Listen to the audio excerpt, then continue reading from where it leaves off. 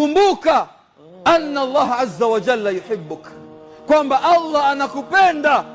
Walihadha yabtalik, kutokana haya ndio sababu amekuchagua, anakupa kila aina ya mtihani, kwa sababu wewe ni kipenzi chake.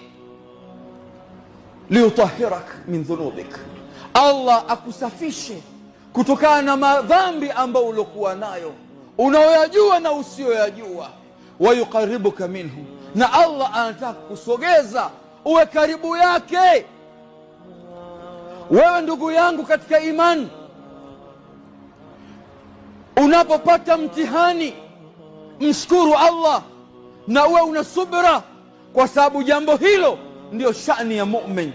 Jambo hilo amepewa mu'min, hakupewa mtu mwingine yoyote.